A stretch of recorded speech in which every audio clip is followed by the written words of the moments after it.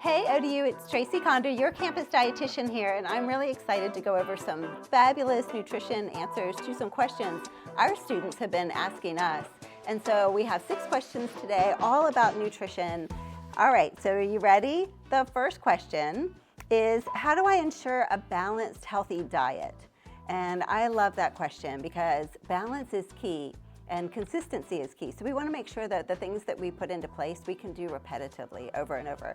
So think of it as like an acronym of MAP. So moderation, adding variety, and portion control. And so by moderation, I mean, we're not eliminating certain foods. We want to include all the foods that we love so that we're not feeling deprived about that. The second we deprive ourselves is the moment that we're going to want just that particular food and nothing else. So if I said, don't eat brownies, you guys are just going to want to go eat brownies. So we want to make sure that in order to ensure that balanced, healthy diet, everything is included. And so in order to do that, we're going to go by something that I like to do, which is the healthy plate method of eating. And we're going to be actually having something from each food group. So protein, a grain, a fruit, and a vegetable. And that's going to ensure that this balances out all the things that we need it to do. It looks like a fun kid's plate, but the science behind it allows us to have balance in our macronutrients, so our carbohydrate, protein, and fat, which balances out our blood sugar, it balances out our hormones, and all of those things help balance out all the body processes that we have. So when we are balanced and living that way, we feel great. And then we know that food is fun and we can have the food that we want. This also gives us an opportunity to eat a lot of different types of foods. We have all different variety of colors of our fruit and vegetable on that plate, and any kind of food that we want in each section. So we just go through, it's like a puzzle. You guys just fill in the missing puzzle piece. If you have a plate of food and it's missing just some fruit, going and getting some fresh strawberries and blueberries and filling it in, it's gonna add just the balance that you guys need. All right, our next question is, how much water should I drink in a day? And that one's pretty key. So just remember it's the acronym SIP. So we want to drink water with a schedule, and then we want to look at indicators and think about what we personally need based on what we do in our day. So our schedule is looking something like this. Maybe 2 cups of water when you get up in the morning, 2 cups of water throughout the day. Every time you eat a meal or a snack, 2 cups of water before you work out, 2 cups during, 2 cups after, 2 cups before you go to bed. And so you're getting the idea, right? We're just spreading it out pretty evenly throughout the day. And then you're just gonna not have like a bunch of water at night. And then that's gonna keep you up going to the bathroom all night. So we really just wanna spread it out evenly throughout the day. And then our indicator would be a couple things. We can look at the color of our urine and see if it's pale yellow to clear. That would be a really good indicator that we're drinking enough water in our day. Also, we can do a little, what I call a gentle pinch test. So if you have the top of your hand, you can gently pinch a little skin and let go, and it should just swoop right back down if you're well hydrated. If it's kind of sticky and it takes a few minutes to settle back down, then I want you to realize that you may need to drink some water. That's an indicator that you're a little dehydrated.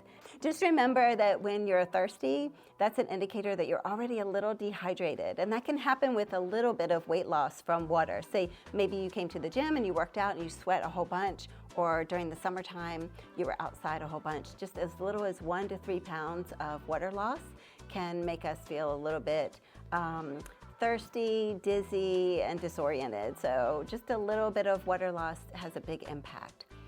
One of my other things that I like to say about drinking water is that when we're drinking enough water, it lowers our perceived rate of exertion. So we actually don't feel like we're working as hard as we are.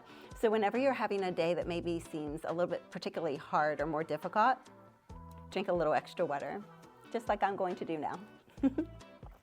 Also, I want you guys to realize that how much you need in a day is individualized. We can base it 2 ways, by calories. So for every 100 calories that you're consuming, you want to have about a half a cup of water to match with that. So a 2,000 calorie day gives you about 10 cups of water. So that's a good reference that way. And we can also do it by what I think most people have heard about, and that is by body weight. So take your weight in pounds, divide it in half, and that's how many ounces of water you should aim for in a day.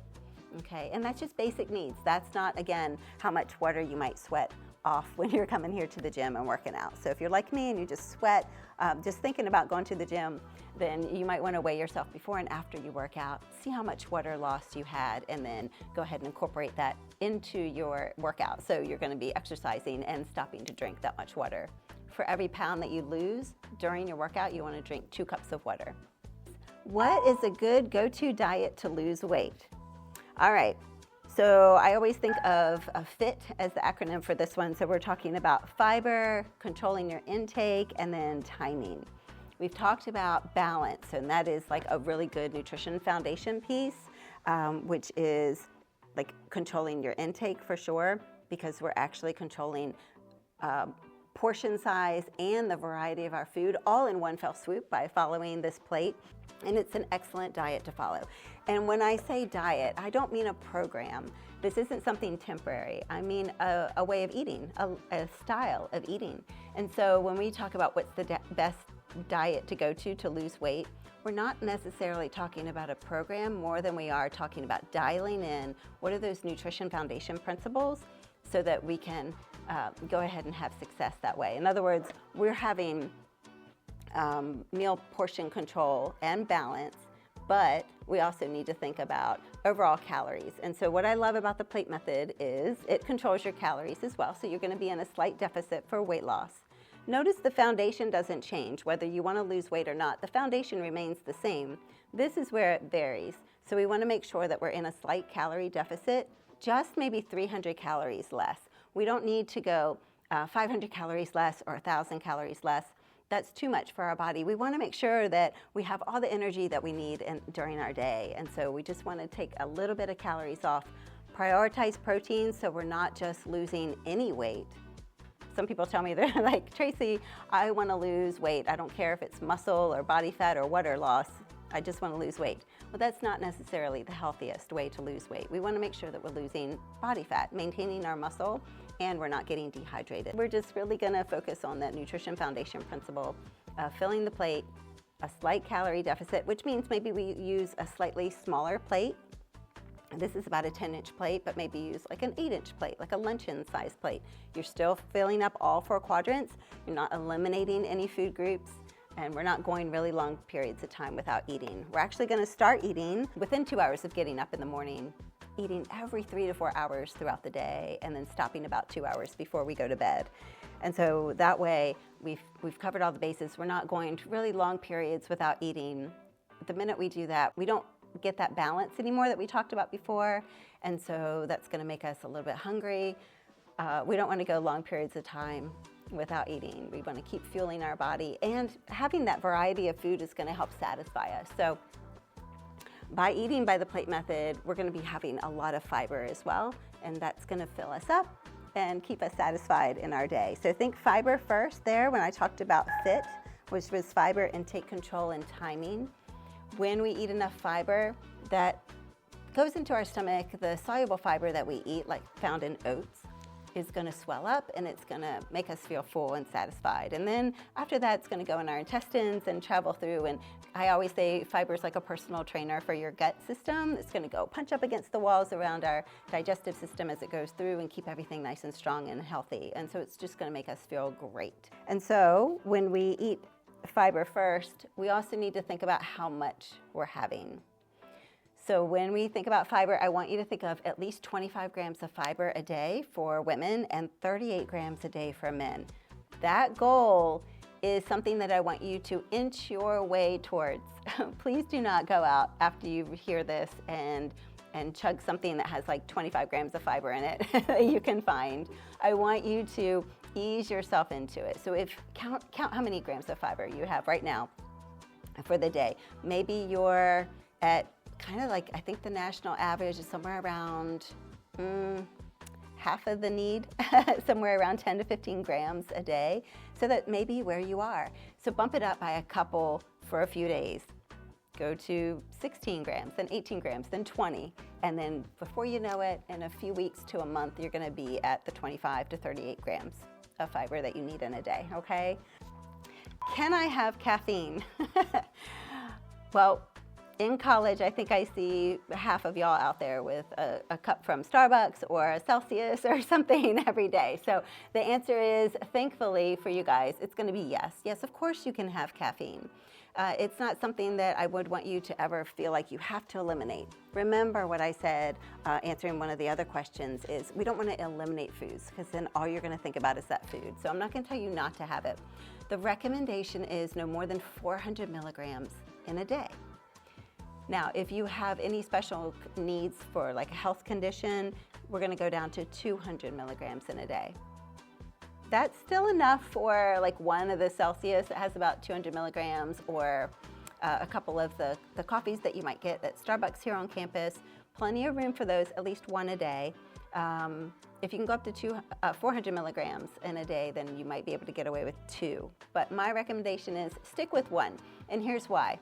I always say caffeine is like borrowing tomorrow's energy today. So we really don't know if our food's doing its job if we're covering it up with caffeine. So I want you guys to feel if your food is doing its job. It has one job, and that is to give us energy. Maybe limit that caffeine a little bit. Make sure your food's doing its job and don't borrow tomorrow's energy. So about 2 or 3 p.m. may be the last time I would recommend that you have something with caffeine. If you stay up later at night, you can go to maybe 4 p.m. Oh, I love this question. How can I do a calorie deficit for weight loss without feeling hungry all the time? And what I feel like people focus on when they're trying to lose weight and do that low calorie deficit is they just look at the calories. They don't look at that fiber content. And so we're going to go right back to that fiber because that's what's really going to make us feel satisfied. So anything on this plate that's going to have fiber in it. So whole grains, making at least half of your grains that you eat in a day whole grains. So whole wheat pasta, brown rice, quinoa, those are going to be fantastic ways to fill you up. If you have ever had whole wheat pasta, the first time I had whole wheat pasta, I wasn't used to it, and so I just put the same amount on my plate that I would have had for regular pasta, and I couldn't eat it all. I could eat like a quarter of it. It's so filling. And so that's a great way to be satisfied with the food that you're eating, but still allow you to get everything on the plate, all 4 quadrants. Other places where you're going to get that fiber are going to be obviously your fruit and your vegetable, things like your broccoli or any fruit or vegetable with a skin on it. That's going to be an excellent source of fiber there. So that's going to help you feel satisfied. And then make sure that you're getting adequate calories. Remember, when we are creating a deficit, if we go too low in our calories, that would be make us feel hungry all the time. It wouldn't allow us to maintain our protein or our muscle mass in our body. So don't cut your calories too much.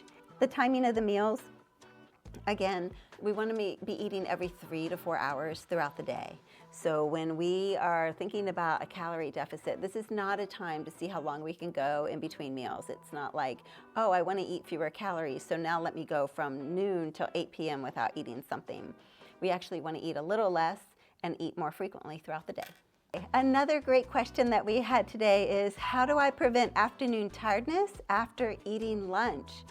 Oh my goodness, so many times I hear students say that they were doing great in their day and then they ate lunch and then they felt like taking a nap, but they had class and homework or they wanted to come to the gym. And we want to make sure that our food gives us energy, right? That our food has one job, main job, and that is to give us energy all day long so we can go and do all the things that we want to do in life. So in order for that to happen, we don't want to have lunch and then feel like we need an afternoon siesta.